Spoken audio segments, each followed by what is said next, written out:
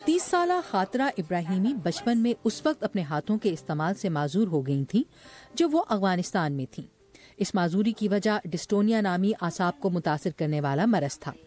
ہاتھوں کے استعمال سے معذوری کے بعد انہوں نے اپنے پیروں کا استعمال شروع کر دیا۔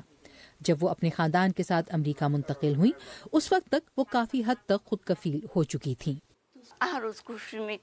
میں ہر روز کچھ مختلف کرنے کی کوشش کرتی ہوں تاکہ لوگ مجھے میری کامیابیوں کے باعث جانیں، نہ کہ میری کمزوری کے باعث۔ افغانستان میں خاطرہ نے گھر میں ہی تعلیم حاصل کی تھی، لیکن فلوریڈا میں انہیں بہتر سہولیات تک رسائی ملی۔ انہوں نے پیروں سے لکھنے اور لیپ ٹاپ پر کام کرنے کی اپنی صلاحیت کو بہتر بنایا۔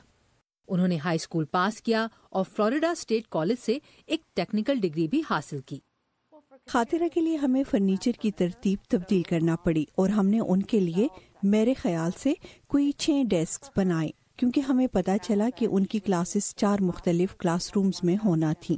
پھر ان کا ایک ڈیسک ٹیسٹ سینٹر میں ہے اور ایک اور کیفیٹیریا میں، تاکہ جب وہ وہاں کھانا کھائیں تو ان کے لیے ایک ایسی جگہ ہو جہاں وہ اپنی ویل چیئر سے نکل کر بیٹھ سکیں اور اپنے پیر استعمال کر سکیں۔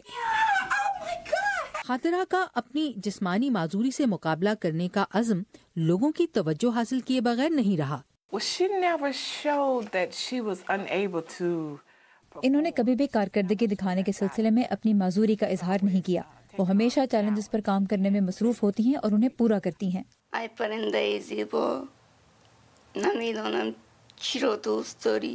انہیں شاعری لکھنے کا شوق ہے جو ایک طرح سے ان کے جذبات کا اظہار ہے۔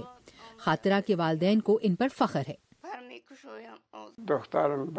ہماری بیٹی ہم سے محبت کرتی ہے، وہ ہماری مترجم ہے۔